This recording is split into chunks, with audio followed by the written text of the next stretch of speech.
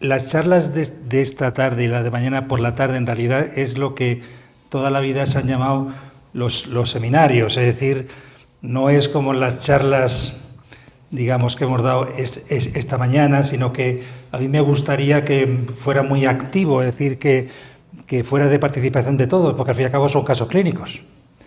Entonces es importante que los que tengáis que decir algo, pues me paréis y digamos, de todos modos yo os preguntaré, para deciros qué os parece, qué no os parece, ¿de acuerdo? Entonces vamos a intentar, porque si os dais cuenta, el miércoles teníamos otra de casos clínicos con imágenes, y entonces vamos a intentar dar esta tarde la que estaba prevista más la mitad de la tarde de mañana, y mañana dar la otra mitad y la que estaba prevista para el miércoles de imágenes y función renal. Todo es desde el punto de vista práctico, donde, insisto, esto es como un seminario, que lo ideal es que estuviéramos todos sentados ahí alrededor de una mesa y estuviéramos más cerca todos, pero como no puede ser, pues vamos a intentar hacerlo lo más sencillo posible, y si algo no lo entendéis, pues me paráis y ya está, ¿vale? Venga. Cuando queráis ya. Bueno, vamos a hablar de parte, lo que dije es esta mañana, pero sobre todo de los métodos que han tenido los médicos a lo largo de la historia para intentar medir. Es decir, lo que nosotros queremos hacer es medir. Por eso he puesto aquí pues aparatos diversos que se utilizaron en el pasado pues para medir cosas no de medicina, sino instrumentos pues de medición clásicos, ¿no? Y dentro de esta cantidad de esfuerzos que se han hecho por medir la función renal, pues oscila desde los espárragos hasta la microalbúmina. Y diréis, pero doctor, los espárragos no es ninguna prueba de función renal. Por supuesto, pero en un momento sí que lo fueron, porque los espárragos tienen una cualidad que veis cómo hablaba de eso Marcel Proust, donde diciendo que, hablando de la esencia, muy poético, ¿no?, la esencia preciada que yo reconocería, tal, hasta transformarse en mi orinal en un frasco de perfume. Es decir, y ese perfume es el que dan los espárragos, ¿vale? Bien. Durante siglos y siglos y siglos los médicos no pudieron medir nada, porque no había forma de medir nada. Coño, con esto está fatal. Bueno, yo chillo, ¿vale? Los médicos no pudieron medir nada. Y como no pudieron... No, deja, voy al alto. Y como no pudieron medir nada, entonces se utilizó el mirar la orina. Lo único que podían hacer era mirar la orina. Entonces, la historia del arte está llena de estas cosas que se llaman la uroscopia. Y la uroscopia era intentar identificar qué tenía un paciente mirando la orina. Por supuesto que pocas cosas podían mirar. Podían ver si había hematuria, podían ver si había un sedimento, pero pocas cosas más se podían mirar con la uroscopia. Esta diapositiva son las uroscopias que he ido descubriendo pues, en España, en libros, en retablos. Este es un retablo de la Catedral de Ávila, en esculturas, en pinturas, y como podéis imaginar, pues digamos que soy un enamorado de la uroscopia, y ahora podría dar una conferencia poniendo 50 pinturas de uroscopias, pero ¿sabéis que en México también tenéis una? Entonces me ha costado, pero lo he encontrado. Perdón. ¿Veis? Recopilación de cirugía compuesta por el maestro Alonso López, natural de Hinojosos. ¿Puede ser algún sitio que se llame así? Hinojosos, cirujano y enfermero del Hospital de San José de los Indios, de esta muy insigne ciudad de México. 1578. Y aquí tenéis viendo el cirujano, viendo la uroscopia, ¿vale? ¿Qué os parece? ¡Guau!, ¿no? Bueno, pues entonces, después de la uroscopia, vino ya el poder hacer algún tipo de prueba funcional. Yo siempre digo en broma que la primera prueba funcional es cuando un paciente tenía poliuria y polidipsia, y se le decía al pobre residente, mira a ver si la orina es azucarada. Esa en realidad fue la primera prueba funcional. La segunda prueba funcional fue cuando los químicos empezaron a trabajar en los hospitales. Y entonces hubo alguien muy ingenioso, que en paciente con edema se le ocurrió calentar la orina. Y entonces en unos pacientes con edemas se formaba un flóculo, una materia coagulable por el calor, y en otros no. Y entonces habían descubierto la proteinuria, porque la proteinuria floculaba. En cambio el paciente que tenía edemas cardíacos o de otra causa no floculaba. Y así pudieron distinguir el edema nefrótico del edema del que no lo era, ¿no? Y entonces fijaros qué tenían los enfermos con proteinuria, es decir, con flóculo. Tenían diabetes, tenían escarlatina. ¿Por qué la escarlatina? Venga, escarlatina es por la glomerulonefritis aguda del estreptococo, ¿no? Bien. Administración de mercuriales. Los mercuriales se utilizaban para tratar la sífilis. Entonces producen una toxicidad tubular muy importante. Bueno, pues seguimos. En un congreso, que estuve en París, me escapé del congreso y fui a la Facultad de Medicina de París, clásica, una biblioteca con esas escaleras de madera, y fui buscando el libro este, Tratado de Enfermedades de los Riñones, 1840, escrito por el profesor Rayer. Y entonces yo buscaba pues unas tablas, ¿no? Unas tablas en relación con los espárragos y tal, pero no, era todo mucho más sencillo. Ciertos alimentos y otras sustancias hacen variar el olor de la orina, el olor. Ya no era el color, ya no era el flóculo, era el olor. Los espárragos le comunican un olor desagradable, aunque tampoco es para tanto la cosa, pero bueno. Una enfermedad de vías urinarias puede modificar estos resultados. Yo he constatado un enfermo con cistitis crónica y engrosamiento de la próstata que los espárragos no le dan ningún olor. ¿Por qué no daban olor con ese compuesto, que es un compuesto de azufre que tienen los espárragos? Porque la orina era diluida. Y al estar diluida tenían un problema de defecto de concentración, que dijimos hoy por la mañana. O una insuficiencia renal que no filtraban. Caso sea porque no filtrara, fuera porque la orina estaba diluida, esos pacientes le daban los espárragos y no olía. Fijaros qué distinto es con lo que tenemos ahora, ¿vale? Bueno, y esto pues es parecido, como dijimos, esta mañana siempre ha habido alguien antes que no le han dado importancia, y entonces, veis, ya en el año 1820 habían usado una sustancia que se llamaba terebentina, que daba un olor como de violeta, ¿no?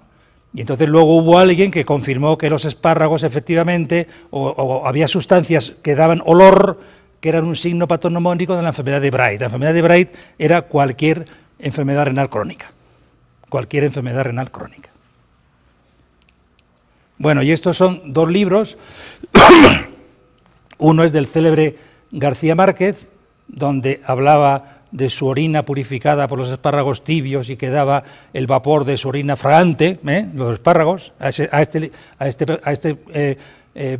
digamos, persona que salía en ese libro, los riñones le funcionaban bien, y a los que le gustan leer novela negra, pues Benjamin Black, que le han dado el premio Príncipe de Asturias hace poco, es una novela negra que es fantástica, ¿no? Y también hablan de que su orina olía a repollo cocido, el olor, ¿vale? Bueno, pues ahora damos un paso. Veis que esta mañana hablé del doctor Albarrán, que era ese cirujano cubano que trabajó en París y todo eso, el que publicó la poliuria experimental, y entonces este señor ya empezó a usar colorantes, azul de metileno, fenolsulfotalina, es decir, inyectaban subcutáneamente un colorante y veían cómo aparecía en la orina. Si la orina no se teñía, es que había un defecto de concentración o un defecto de filtración, ¿de acuerdo? Porque daban un colorante. Muy bien, seguimos. Bueno, y este es el libro que esta mañana nombré de Albarrán, que seguramente es el primer libro de función renal que se editó en la historia, de 1905, y fijaros cómo decía ya en aquella época lo que hacemos nosotros ahora. Hay tres grandes métodos para estudiar el funcionamiento de los riñones. El primero, la composición de la sangre. Si tenéis un paciente con, no digamos con creatinina alta, sino un paciente con hipofosfatemia, pues eso es una prueba funcional. ¿Ese tiene algo? O un paciente con hipouricemia, ¿tiene algo? Segundo, investigar las sustancias contenidas en la orina. Eso es lo que hacemos continuamente con los cocientes o las secreciones fraccionales que os voy a contar luego. Comparar la sangre con la orina. Eso es lo que hacemos con los aclaramientos tradicionales, aclaramiento de creatinina, etcétera, etcétera. Es decir, que son las tres grandes formas de ver, de estudiar actualmente la función renal. Muy bien, pues vamos a empezar a hablar de la primera parte. Perdón, antes de hablar de la primera parte, hay una cosa que es importante. En vuestra vida diaria os encontraréis con gente que os pregunte, ¿cuál es el valor normal de calcio en la orina? Y vosotros diréis, no hay ningún valor normal. Yo sé la calciuria o el cociente calcio-creatinina, pero en la orina no hay valor normal porque la orina modifica su concentración para que la sangre sea constante. Porque la orina se diluye o se concentra, luego no hay valor normal. El calcio, yo qué sé, yo sé la calciuria, yo sé el cociente, ¿vale? Bueno, pues hay muy pocas cosas que los valores absolutos sirven para algo.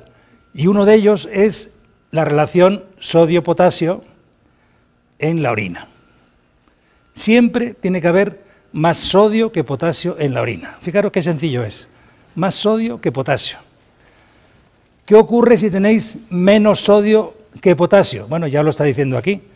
Tenéis una situación de, no de síndrome nefrótico, lo pone ahí, sino de hiperaldosteronismo secundario. Os voy a poner ejemplo de vuestra vida diaria. Tenéis un paciente con un síndrome nefrótico.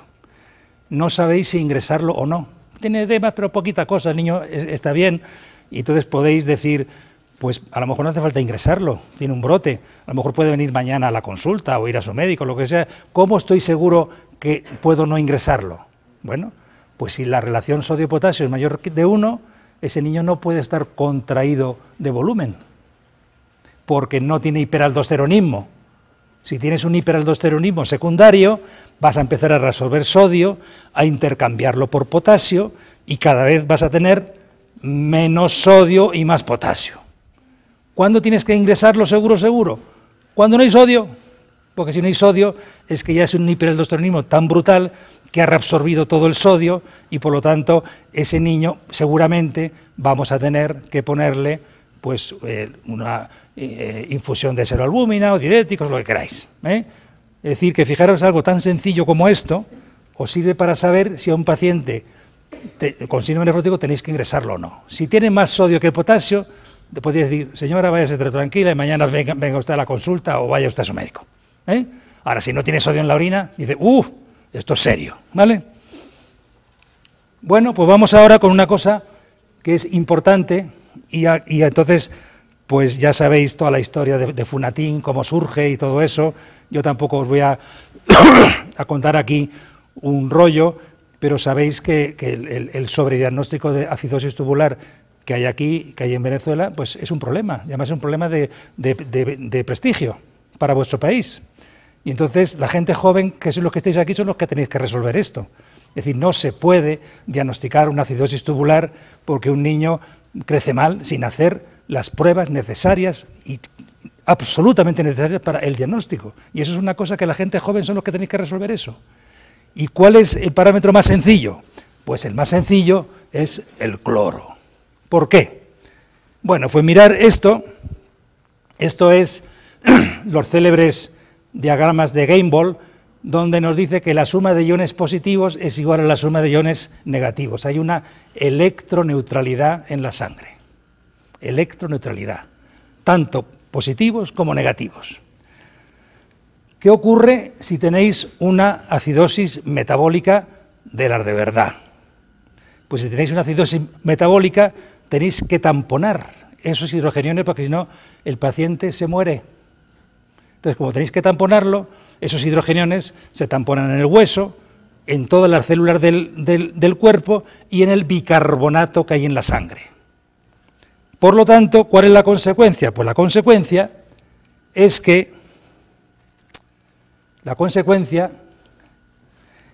que tenéis aquí un huequito.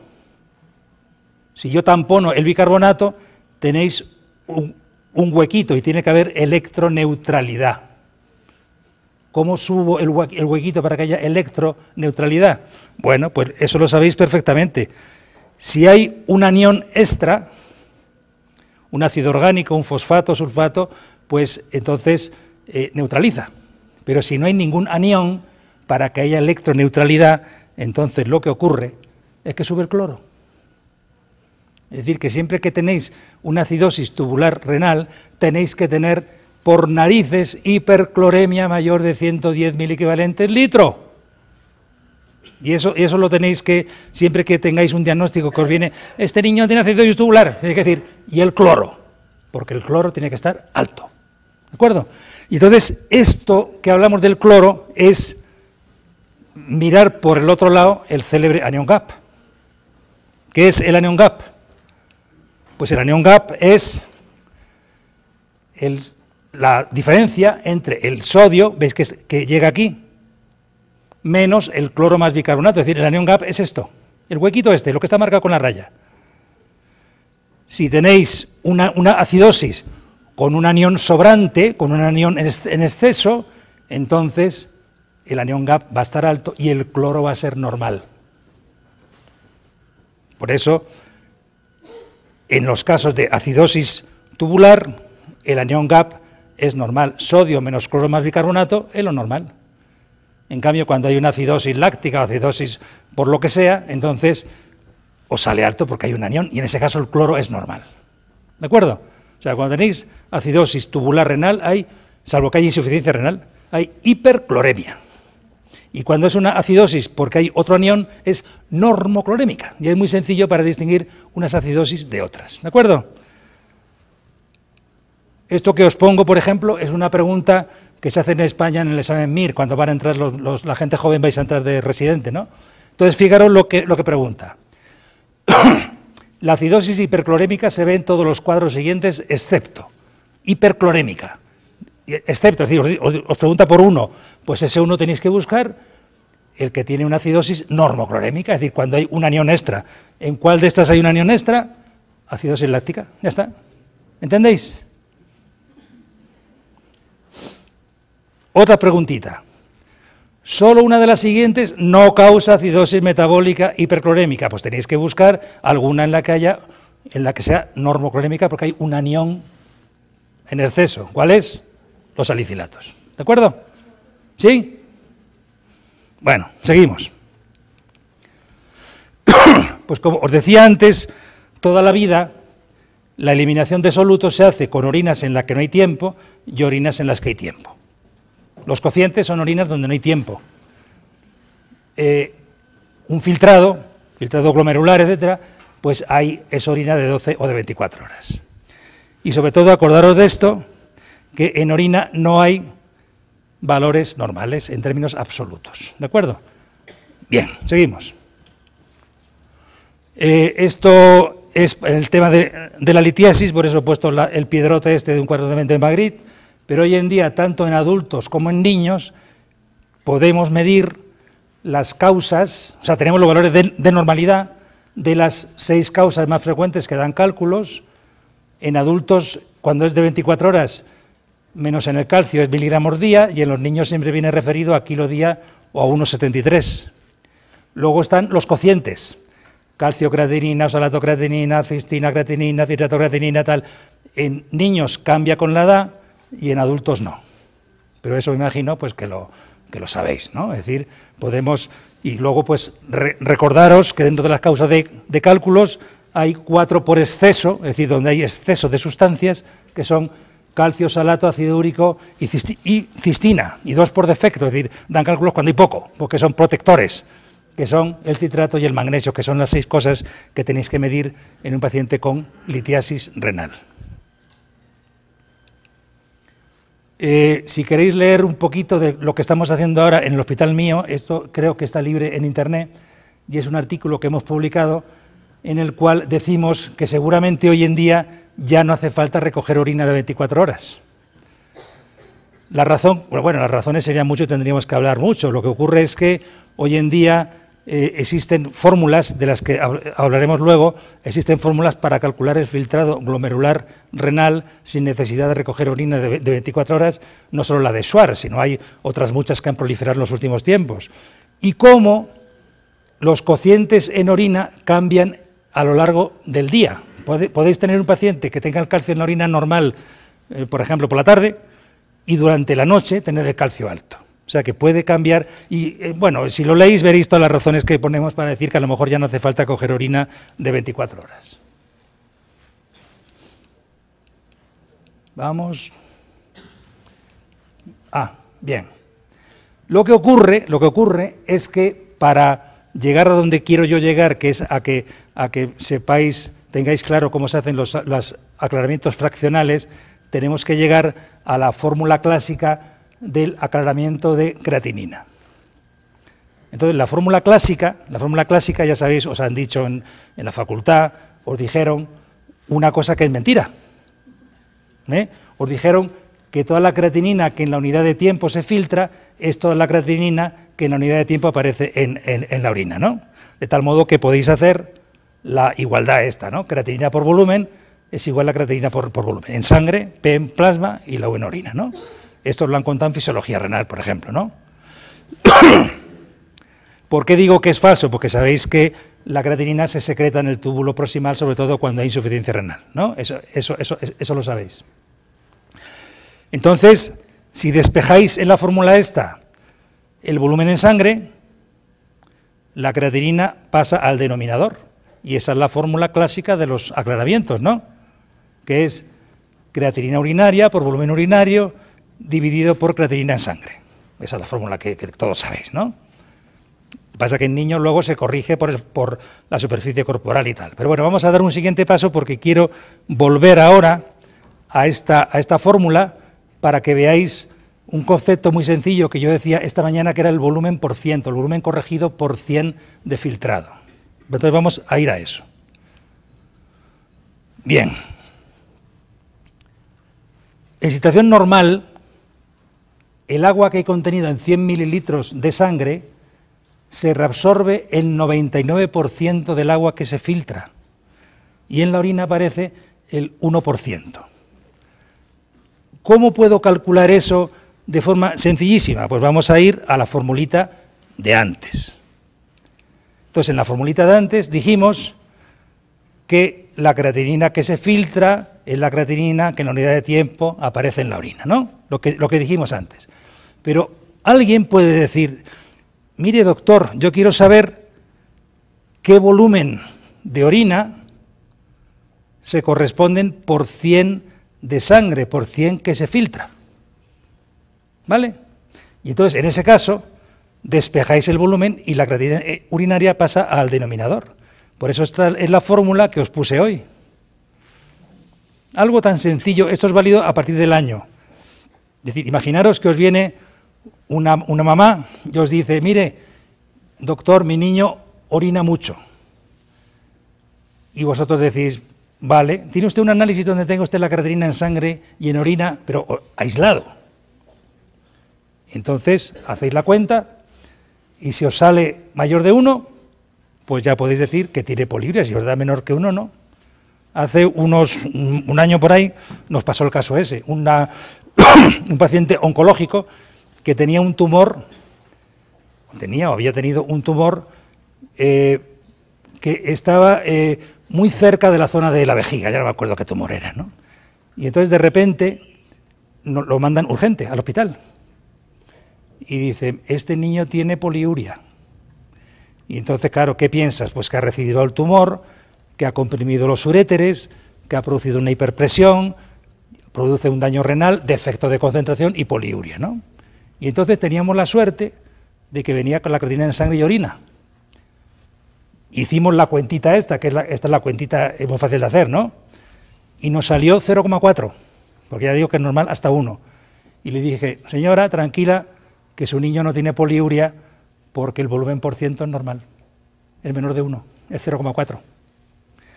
Y entonces, obviamente, lo podéis imaginar qué es lo que tenía el niño. El niño lo que tenía era polaquiuria. El niño orinaba muchos poquitos, tenía una vejiga hiperactiva. Es decir, que esto es muy sencillo para sospechar si un paciente tiene poliuria o no. Entonces, ahora vamos a dar el siguiente paso, que el siguiente paso es aplicar esto, el volumen por ciento, para las excreciones fraccionales. Esto es lo que quizás puede parecer un poco más rollo, pero bueno, es muy fácil. Excreción fraccional. La excreción fraccional de sodio, por ejemplo, es el volumen de sangre que queda desprovisto, de sodio en este caso, por cada 100 que se filtra. Y viene a ser el cociente entre el aclaramiento de la sustancia que estudiáis y el aclaramiento de creatinina. Entonces, vamos a ver cómo hacemos eso. Bueno, pues para el caso del sodio, para que veáis la excreción fraccional, que ahora vais a calcularlo, del sodio que hay contenido en 100 mililitros de sangre, se reabsorbe el sodio que hay en 99. De tal modo que la excreción fraccional de sodio es normal hasta 1. Es normal hasta 1. Es decir, si tenéis un paciente con pérdida salina, la excreción fraccional de sodio va a ser 2, 3, lo que sea. Entonces vamos a ver ahora cómo se llega a la fórmula esa, que es lo que os digo, que os puede ser un poco más complicado, pero que es fácil. Venga, bueno, entonces, ¿veis? Excreción fraccional de sodio es el aclaramiento de sodio, la fracción, el aclaramiento de sodio con respecto al de creatinina. Entonces, aquí arriba, en el numerador, ponemos aclaramiento de sodio, sodio en orina, por volumen, dividido por sodio en sangre. Y en el denominador, aclaramiento de creatinina, creatinina en orina, por volumen, dividido por creatinina en sangre. Cuando estabais en la escuela, no en la universidad, sino en la escuela, os decían que cuando había una división, este y este, ¿qué os decían? Volumen, se van, ¿no? Os decían eso, estos se van. Y entonces, ¿qué ocurre con esto? Este y este se van, y entonces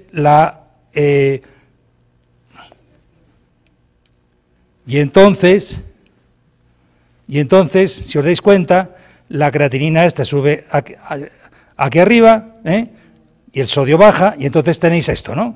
Sodio en orina por creatinina en sangre, dividido por sodio en sangre por creatinina en orina. Bien. Si eso lo corregimos por 100,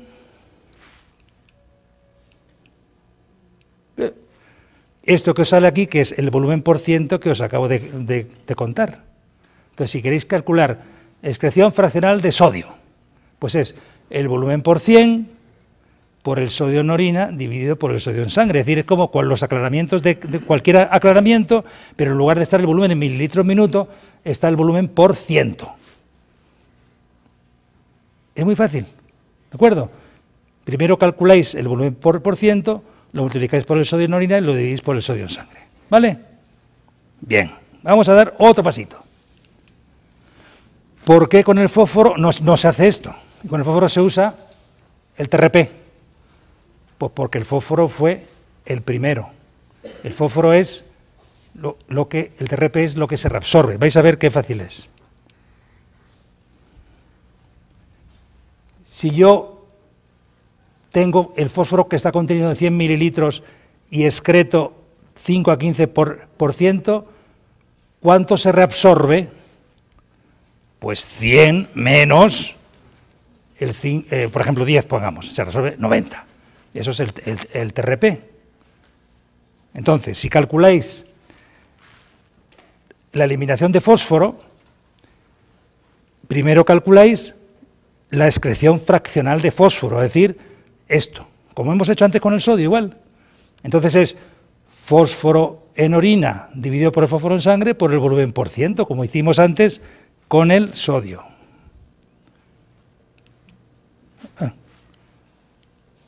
¿Veis? Antes decíamos, excreción fraccional de sodio 1, luego se reabsorbe 99. Si alguien quisiera decir, ¿qué es el tRNA, la tasa de reabsorción de sodio? Pues es 100 menos la excreción, porque es lo que se reabsorbe. De 100, uno se elimina por la orina y otro se queda. Entonces, si decís el tRNA, pues es 100 menos 1, 99. Pues con el fósforo pasa igual. Calculáis la excreción fraccional y luego el TRP es 100 menos la excreción fraccional, es decir, 85 a 95, que es lo que se reabsorbe. ¿De acuerdo? Entonces, ya se ha acabado la parte teórica y a partir de ahora vamos a poner casos y vamos a hablar de cosas, digamos, prácticas. Incluido, no os dijimos nada en el curso que trajerais una calculadora, porque todos tenéis los móviles con la calculadora, ¿eh? Porque el que quiera, si queréis ahora, vais a calcular los problemas que os voy a poner, ¿eh? ¿Vale? Pero antes de eso vamos a hacer un ejercicio mental. Sí. El ejercicio mental es este, que es que cuando tenéis una sustancia que está alta o baja en sangre, viendo lo que se excreta por la orina, podéis saber el origen de las cosas.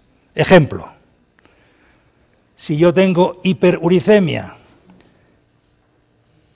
y la excreción de ácido úrico está reducida, por supuesto está alto porque no lo excreto, porque la excreción está reducida. Entonces, ¿qué va a aparecer aquí? Enfermedad renal crónica y gota. Porque la gota, acordaros que el ácido úrico se filtra, se reabsorbe y se secreta. En la gota está alterado el mecanismo de secreción. Entonces, si no secreto, se queda el ácido úrico en sangre porque no lo elimino. Siguiente ejemplo. Si tengo hiperuricemia y la excreción está alta, pues de todos modos esto más bien es teórico, porque enseguida se van a producir depósitos de ácido úrico en los túbulos renales y ya va a ser reducción. Pero en una primera fase de hiperuricemia con excreción alta sería dieta alta en proteínas o una neoplasia. Ya salió el otro, lo que no quería.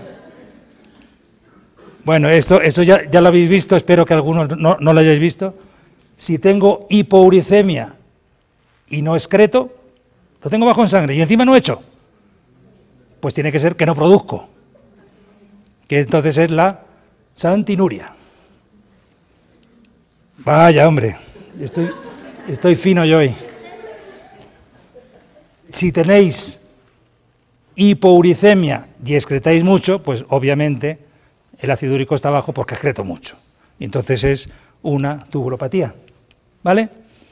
Entonces veis cómo, mezclando sangre con orina, podéis estudiar a vuestros pacientes. Vamos a poner un ejemplo un poquito más complicado. El fósforo.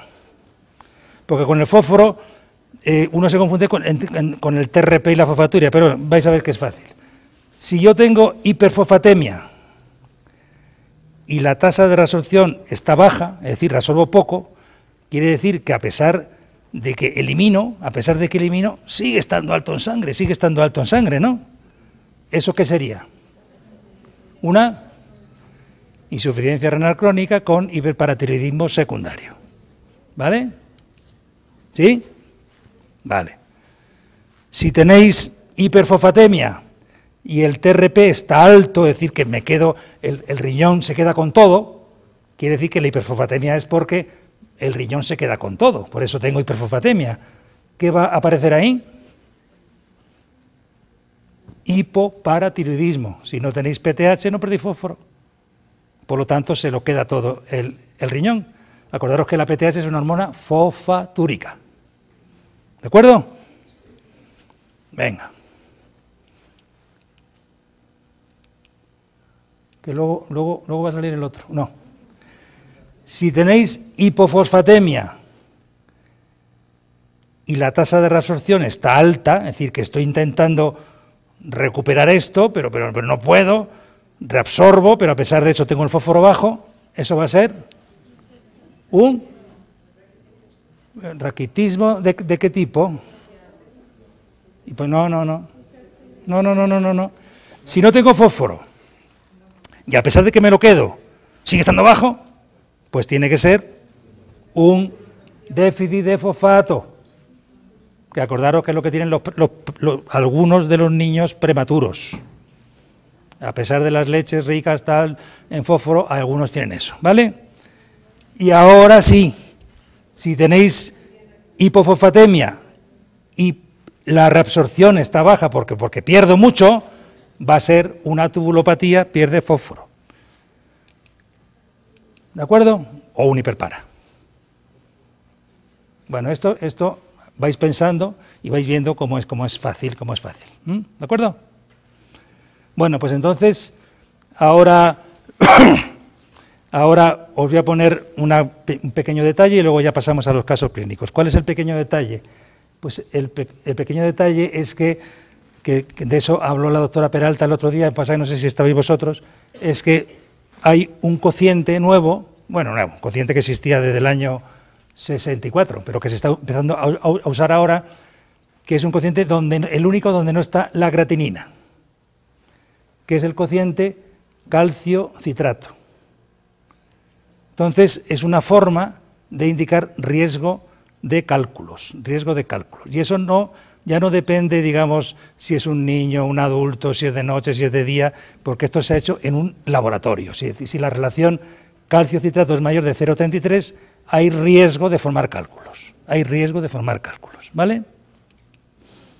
Bueno, pues este es un trabajo que hemos hecho nosotros en niños con prelitiasis, niños propensos a cálculos, donde veis que le medimos el calciocitrato, el citrato, tal, y lo que salía más alto en primera orina del día es el cociente calciocitrato, lo cual nos indica algo que es una idea que tenéis que mentalizar a las mamás de vuestros pacientes, y es que los cálculos se forman de noche. Porque de noche sube el calcio y baja el citrato. ¿Por qué sube el calcio? Pues los pacientes con hipercalciuria, que eso lo veremos el miércoles, sale calcio del hueso. ¿Y el citrato por qué baja? Pues baja porque si uno está durmiendo, se supone que no estás comiendo. Y si estás durmiendo, se supone que estás viviendo a expensas de tus reservas energéticas que tienes guardadas. Entonces se va a producir una pequeña acidosis del ayuno. Por eso la primera orina del día siempre es ácida, o debería ser ácida. Entonces el citrato, bajo, que ocurre durante la noche, es un marcador de la pequeña acidosis que se tiene de noche, por los cetoácidos que se producen por el ayuno. Entonces, la mejor norma que podéis dar a vuestros pacientes con prelitiasis, con hipercalciuria, es que se beban un vaso de agua de noche cuando se vayan a meter en la cama, porque los cálculos se forman de noche. Que no tomen lácteos, que no tomen leche, que no pasa nada. ¿Cómo me decíais hoy que se dicen aquí los biberones? Mamila. ¿Cómo era? Porque en Venezuela es el tetero, pero aquí, ¿cómo era? Pues eso, pues entonces de noche no. De noche frutita, verdurita y un vasito de agua. Al menos que lo último que hagan en el día es beber agua. Bueno, y además lo que nos salió es que este parámetro en primera orina es el único que se relaciona con, aquí no se ve, pero son los antecedentes familiares de cálculos. Bueno, seguimos.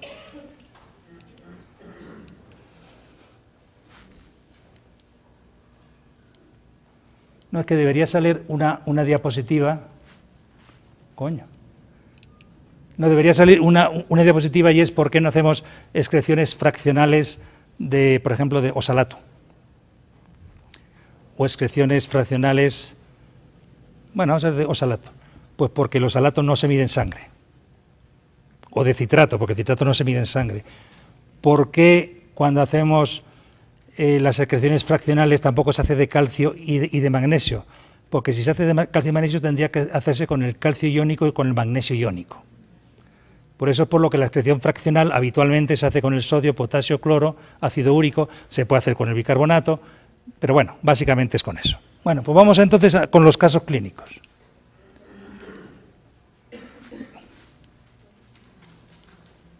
Ay, Dios mío.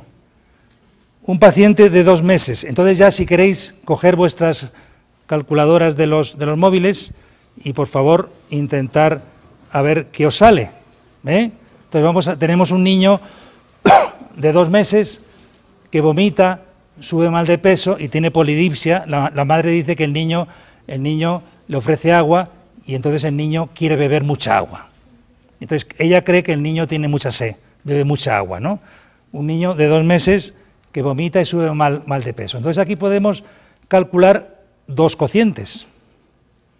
Podemos calcular el cociente calcio-creatinina y el cociente citrato-creatinina, ¿de acuerdo? Entonces, si calculáis el cociente calcio-creatinina, dividís 17 entre 20 y os sale... ¿0,65 sale? Bueno, entonces, en niños menores de 6 meses es normal hasta 0,8. Ya sabéis que el cociente calcio-creatinina varía mucho con la edad. De 6 a 12 meses es 0,6, de 1 a 2 años 0,5, etcétera, ¿no? Entonces, si tenéis este niño, resulta que tiene una hipercalciuria. Si queréis calcular el cociente citrato-creatinina,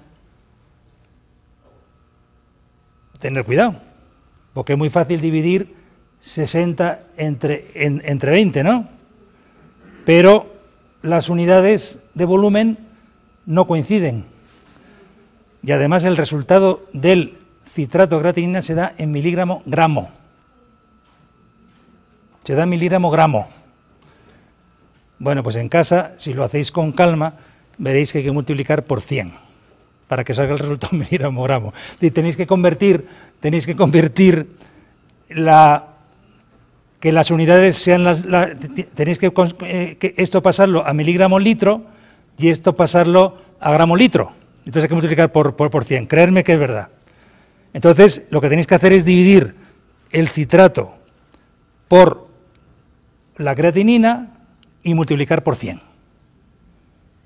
Entonces, ¿cuánto sale? 300, ¿no? Bueno, pues es normal por encima de 400, que seguramente es más, pero bueno, por encima de 400, y veis el cociente cómo sale, el cociente sale altísimo. Hemos dicho que era hasta 0,33, tiene 3,3, sale altísimo. Bueno, pues ¿qué tiene el paciente este? Es un paciente que tiene hipercalciuria, tiene hipocitraturia, tiene polidipsia, vomita. Si le hacéis el cloro está alto. Acidosis tubular renal distal.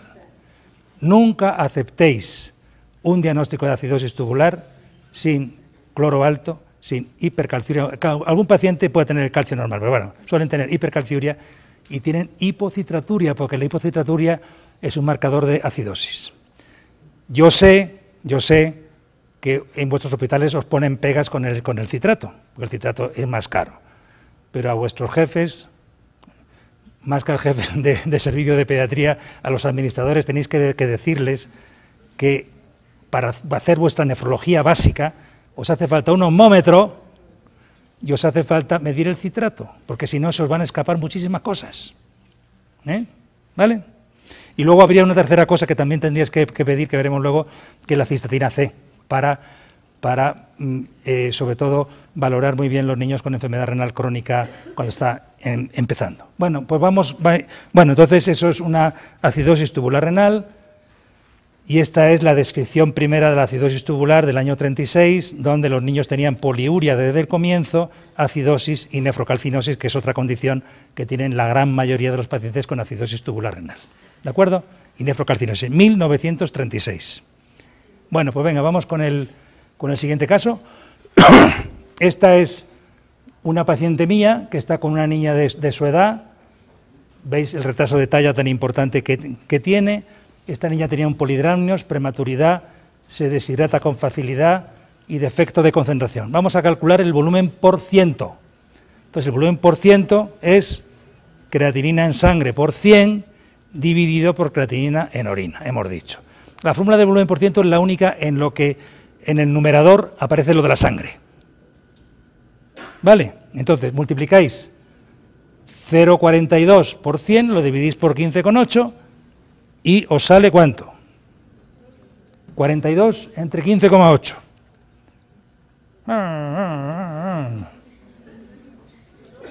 ¿Cuánto sale? Perfecto. Y hemos dicho que es normal hasta 1, ¿no? Luego este paciente tiene este paciente tiene poliuria. ¿Vale? En mayores de 1 año es normal 0,59 más menos 0,22. 0,22 y 0,22 es 0,44 más 0,59 sale 1,03, o sea que es hasta 1. Bueno, pues vamos a ver si este paciente tiene... Oye, siempre me pasa igual. Bueno, pues ya que lo tenéis, pues lo tenéis, ya está. Este paciente tiene el potasio bajo. Entonces vais a ver si tiene el potasio bajo porque pierde mucho potasio. Entonces tenéis que calcular la excreción fraccional de potasio, que es el volumen.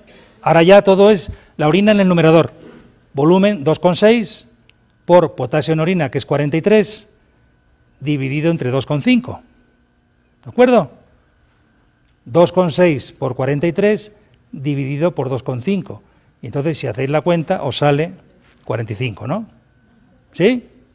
Bueno, pues es normal hasta 15 de la excreción fraccional de potasio. Luego, este paciente pierde agua y pierde potasio. ¿Vale?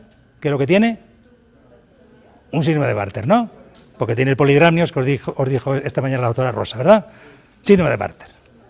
Muy bien, ¿vale? Esta es la descripción del síndrome de Bartter del año 62. Bueno, pues venga, vamos con otro caso. Caso 3. Si puedo. ¡Ay, Dios mío! Caso 3. Un niño con disuria que elimina gotas de sangre al final de la micción, y en esas gotitas de sangre al final de la micción, que es sangre roja, pues se ven cristalitos de oxalato de calcio.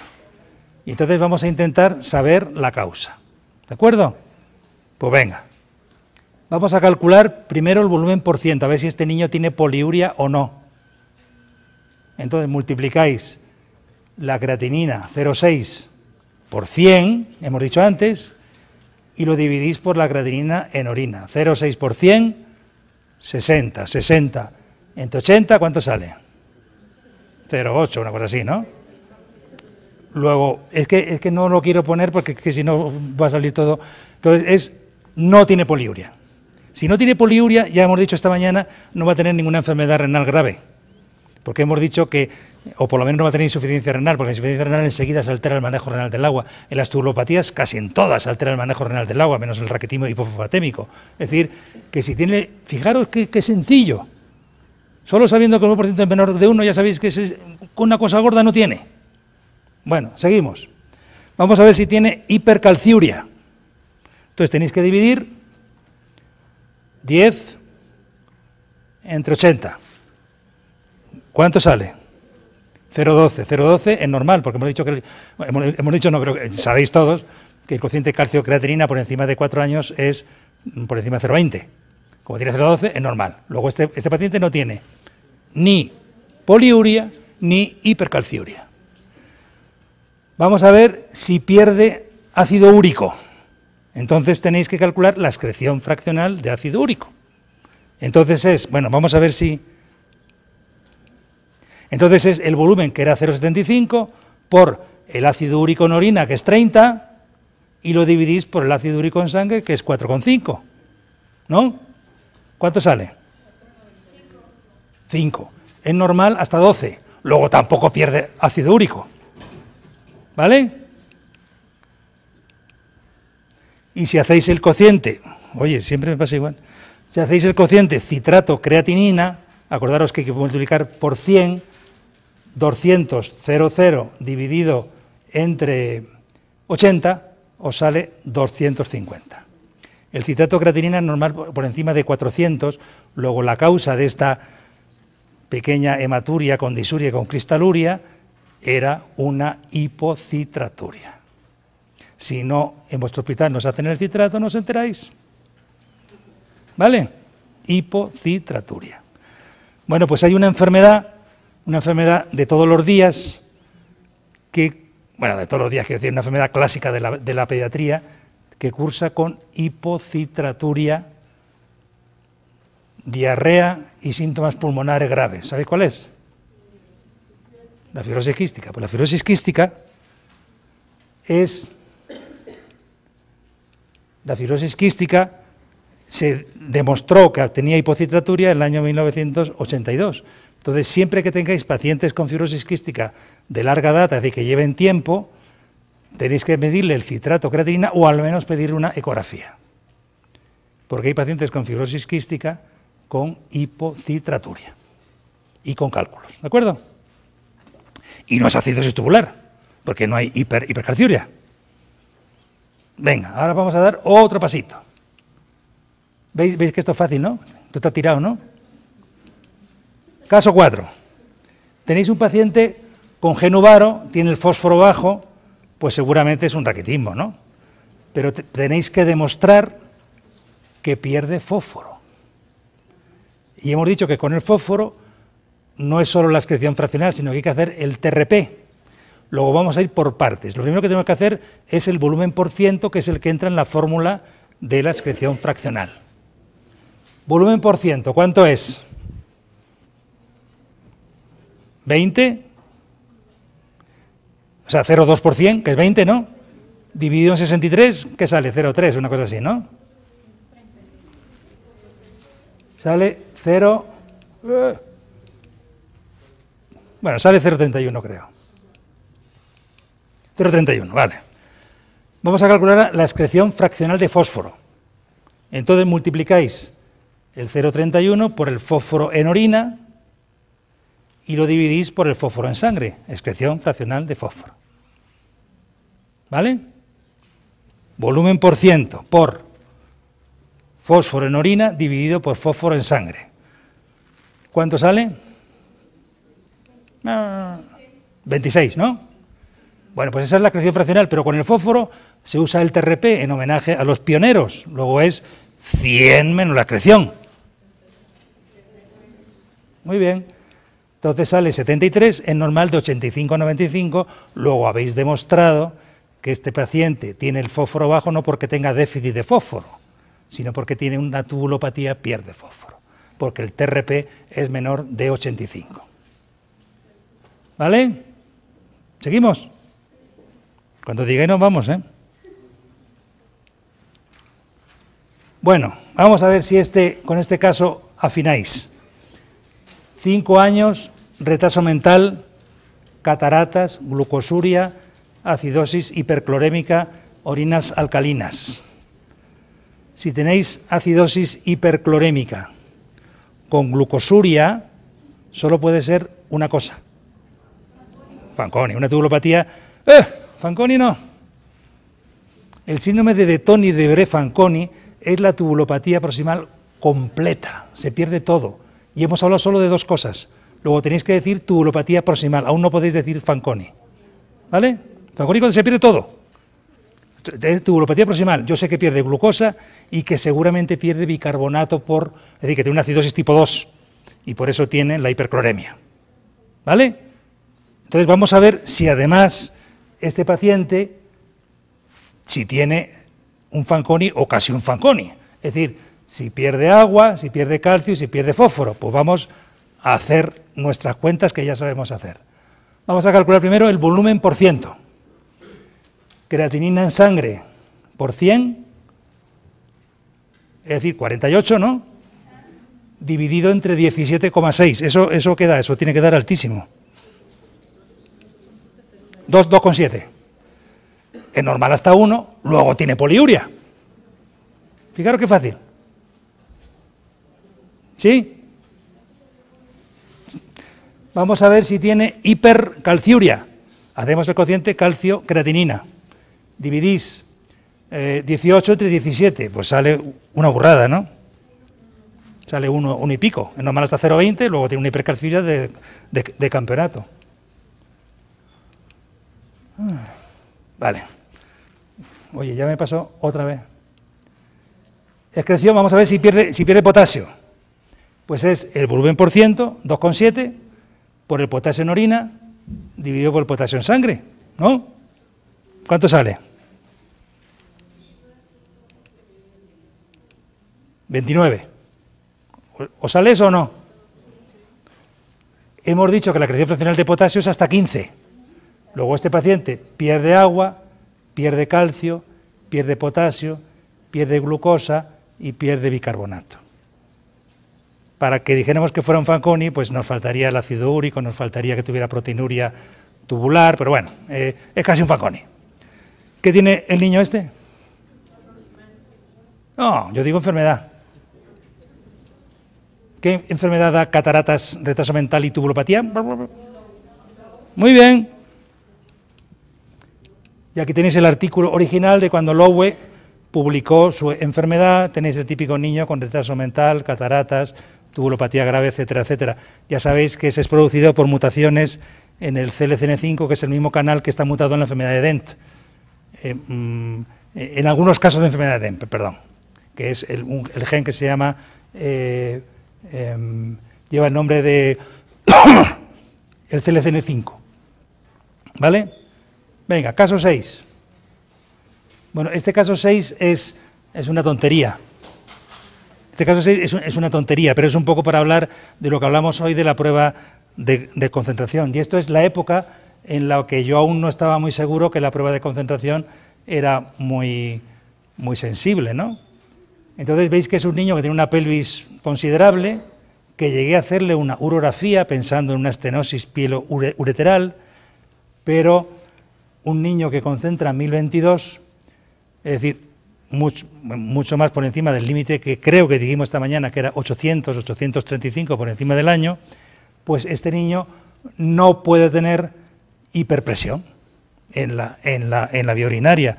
Si le hacemos un renograma, pues veis que vacía perfectamente, ¿eh? Por lo tanto, y además tenéis otro argumento, es decir, aquí veis que están dilatados los cálices, pero la pelvis, si este niño tuviera una hiperpresión, estaría como un balón.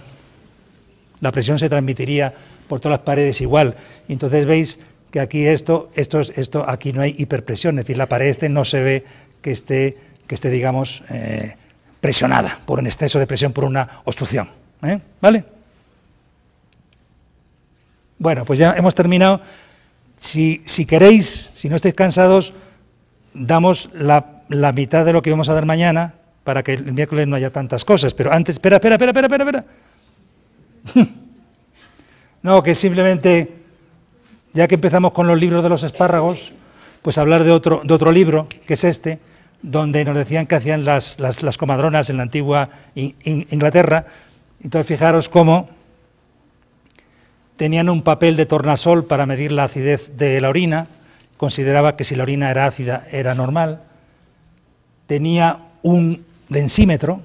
La gente joven seguramente no habéis visto un densímetro, pero antes teníamos, pues eso, lo que es el densímetro que se ponía en la orina y te marcaba la densidad. Tenía el densímetro, tenía el reactivo de Fehling para ver si había glucosuria o no, y mirar lo que ponía.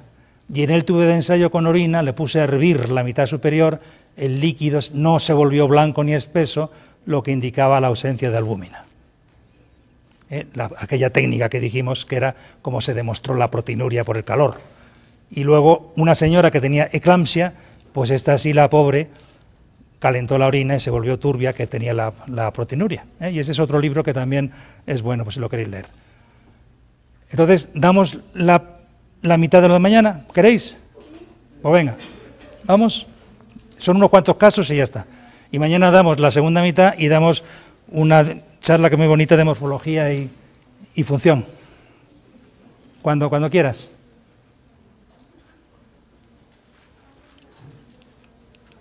No, hay que poner la primera. Esta es la 15.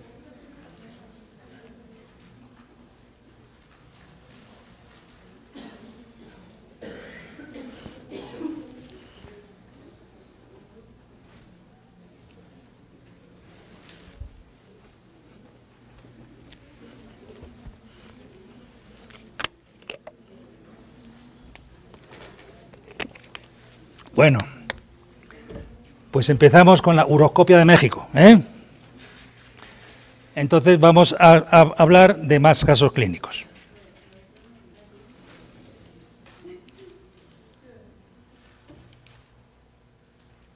Este es un paciente que me vino con 9 años, era un niño que venía de Bolivia, me parece, que venía por sintomatología, ¿veis?, de vejiga hiperactiva, ¿no? Polaquiuria, incontinencia de orina, urgencia medicinal, le dimos anticolinérgicos y bueno, pues le hicimos las pruebas de función renal básicas, que allí se las hacemos a todo el mundo, venga por lo que venga.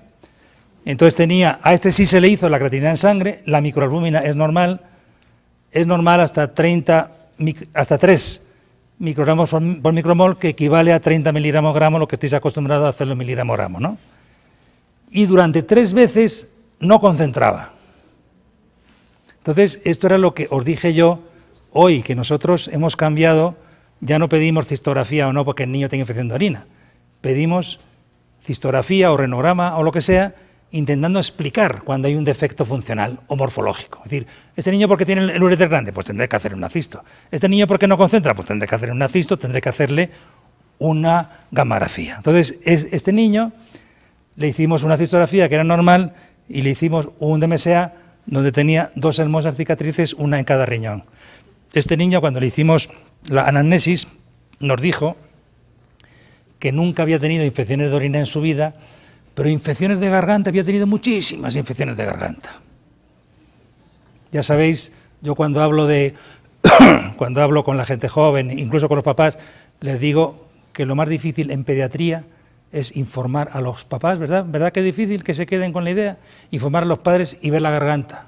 Ver la garganta es un arte, porque veis una garganta un poquillo roja, puede ser 80 cosas, puede ser que el niño llora, puede ser que esté vasodilatado por la fiebre, etcétera, y muchas infecciones de orina pasan desapercibidas cuando no se hace un análisis de orina, una tira reactiva o lo que sea. Venga, vamos con otro caso. Entonces, este caso es muy ilustrativo porque os lo voy a repetir 2 veces. Os lo voy a repetir 2 veces. En la primera parte os voy a poner en estas tablas, os voy a poner la evolución de lo que tenía el niño, la edad y las cosas clásicas, la creatinina, la albúmina o lo que sea. Entonces vais a ver por qué es importante una cosa de la que os he hablado hoy. Bueno, pues entonces, ¿qué tenía este niño? Pues este niño tenía una dilatación piélica bilateral diagnosticada in útero, y se fue operado con un mesecito porque una de estas dilataciones era una estenosis pielureteral derecha. Luego tenía la otra ectasia, pero no parecía que estuviera obstruido, y tenía una estenosis pielureteral. Entonces, vais viendo aquí, desde 1 mes hasta los 2 años, le hicimos cosas que no os pongo, pero tenéis la creatinina, que la creatinina en sangre es normal. Este niño poco a poco, ¿veis? Este es el renograma, yo no sé si lo veis bien desde ahí. Se ve que a uno el operado y el otro el no operado les cuesta eliminar el isótopo, pero al final baja, o sea que no está obstruido. Con 4 años se ve que la pelvis no operada va aumentando de tamaño. Cago en la leche. No hay forma de inventar otra cosa que no sea esto.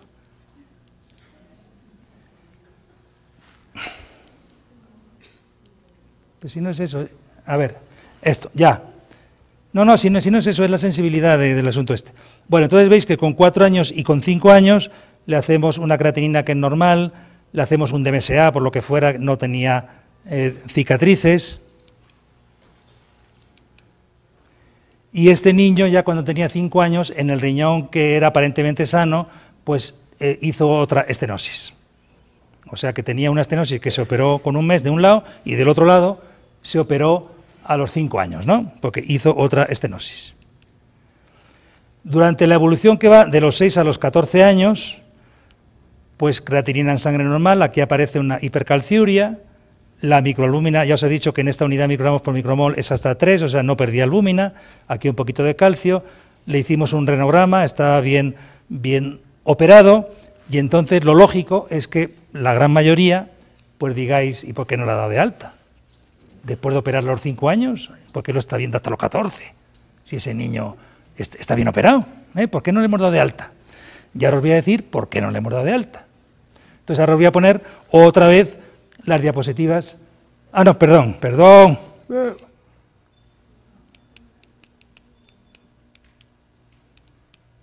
¿Por qué no le he dado de alta? Pues no le he dado de alta porque este niño con 1 mes tuvo, con 1 mes la capacidad de concentración es hasta 500 y pico milimoles kilo, tenía 300, puede ser por la hiperpresión a la que estuvo sometido por la estenosis o porque tuvo una pielonefritis que altera la capacidad de concentración. Va pasando el tiempo y el niño no llega a 800, 835 milimoles kilo, que es el valor que hay que alcanzar con un año. Es decir, el niño no concentra la orina. ¿Vale? Ya hemos dicho que fue creciendo la pelvis, con 4 y con 5 años. Con 4 y con 5 años veis que sigue sin concentrar, y a los 5 años tiene una bajada, que esta bajada corresponde con la estenosis. El niño iba concentrando, no llegaba a 800, estaba en 700 y de repente baja. Y baja porque se ha vuelto a cerrar, porque hay hiperpresión de la estenosis pielo-ureteral. Se opera y entonces esta es la diapositiva que dijimos antes. ¿Y por qué no la he dado de alta? Pues no le he dado de alta porque el niño seguía teniendo un defecto de la capacidad de concentración. Ese defecto de la capacidad de concentración, ¿en qué se traducía? Pues ya dijimos esta mañana que si un niño no concentra es o que tiene hiperpresión, que ya no tenía porque estaba operado, o porque tiene pérdida de parénquima.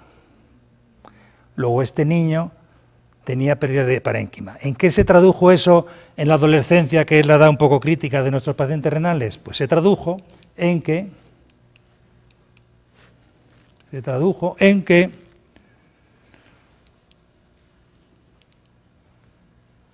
este niño tenía una insuficiencia renal, que es lo que dijimos antes. ¿Por qué?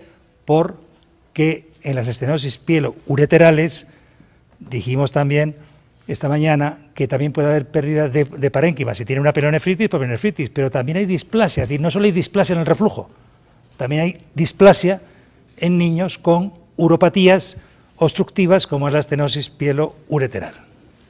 ¿De acuerdo? Bien, ahora quiero hacer un énfasis en esto, en las formulitas.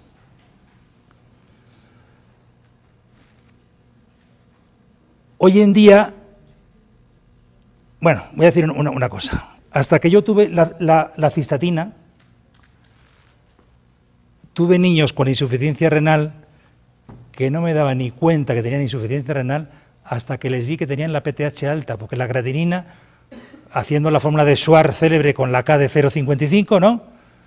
Salía pues, 92, 93, tal, y de repente sigue viendo al niño la PTH alta. Y digo, ¿cómo va a ser esto? Bueno, pues es que ya sabéis hoy en día que el aclaramiento de creatinina sobreestima la función renal y sobre todo se utiliza la K de 0,55. La K de 0,55 es para cuando se utiliza la técnica, el método de Jaffe, es decir, una técnica colorimétrica.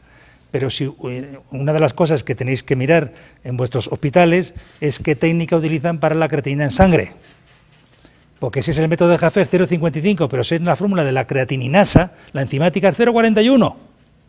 0,41 por la talla en centímetros dividido por la creatinina en sangre. ¿Vale? Eso es una de las cosas que quería. Bueno, entonces, con la fórmula, es decir, a mí se me pasaban cantidad de niños que tenían insuficiencia renal hasta que encontraban la PTH. ¿Cómo lo hemos resuelto? Pues lo hemos resuelto, aparte de por la concentración célebre, por la cistatina. Hemos dicho que la creatinina es inexacta porque se secreta por el túbulo, pero la cistatina no. La cistatina es una proteína pequeñita que se produce en todos los núcleos, se filtra, se reabsorbe en el túbulo proximal y es un marcador muy exacto, ¿no? Y entonces hoy en día tenemos una serie de fórmulas. Esta es la de Schwarz con el 0,41, es decir, con el método de la creatininasa, que sale 69, pero tenemos fórmulas como esta de Filler, que se hace con la cistatina, o esta fórmula de Schwarz CKIT de 2012, que es creatinina, cistatina, urea, el sexo y otra cosa que no me acuerdo. Entonces, todo eso está, si lo queréis leer, pues está en un artículo que hemos publicado recientemente en Análisis de Pediatría, que está libre en Internet, con la cantidad de ecuaciones que hay, donde se intenta decir que no hace falta recoger orina de 24 horas para calcular un filtrado. Es decir, que ya las fórmulas están suficientemente consensuadas para el filtrado. Entonces, si queréis tener un programa de cálculos de filtrados gratis, entráis en la página web de la sociedad nuestra, de nefrología, la Sociedad Española de Nefrología Infantil, y ahí tenemos un programa que hemos hecho en mi hospital que podéis entrar. Entonces, escribís www.ANP, Asociación Española de Nefrología Pediátrica.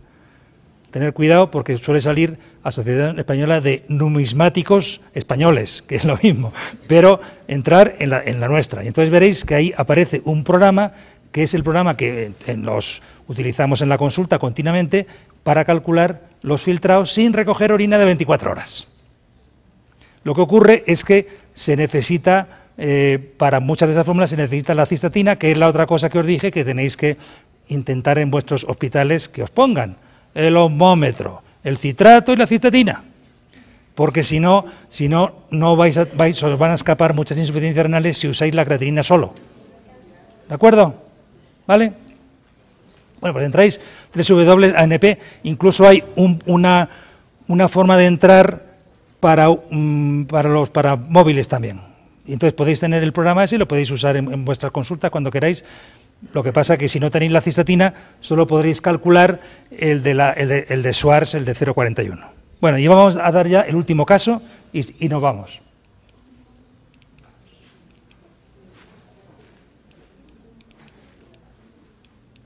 Ya, venga.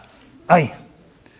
Bueno, pues este es otro caso para demostraros lo útil que es la prueba de concentración.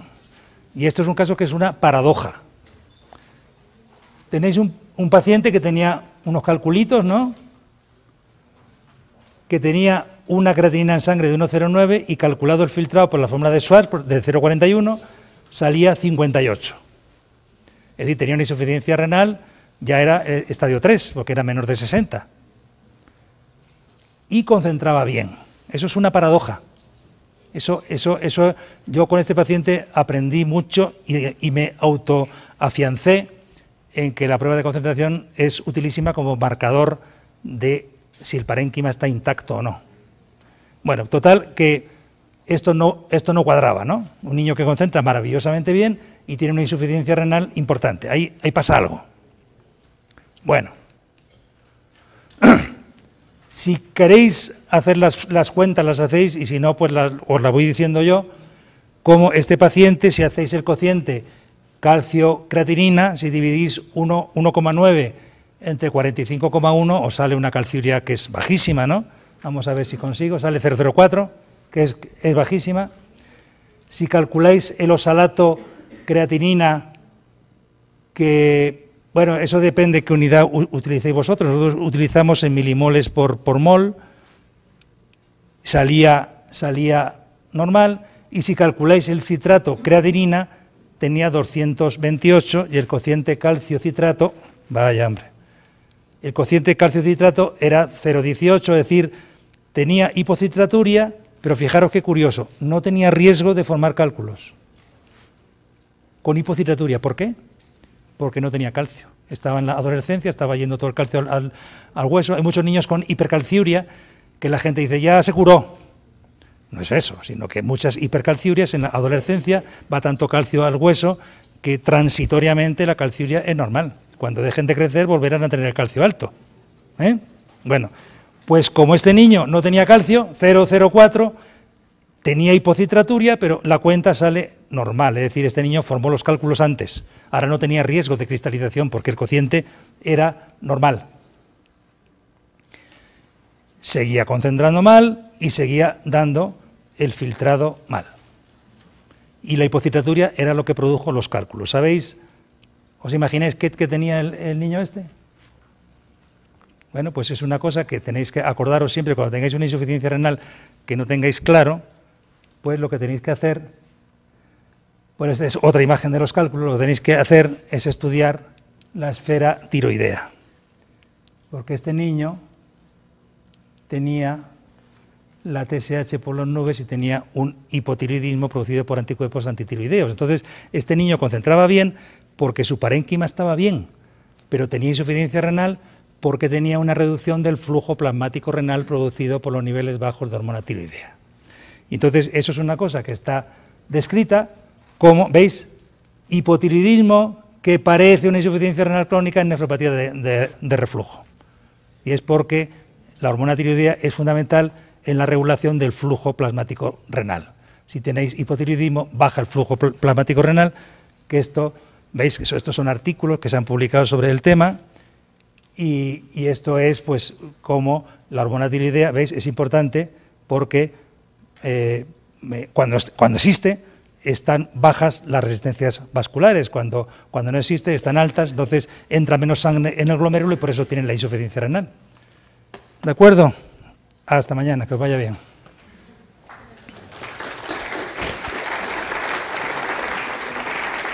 Si queréis que hablemos algo, preguntemos algo bien, y si no, mañana seguimos con los casos clínicos.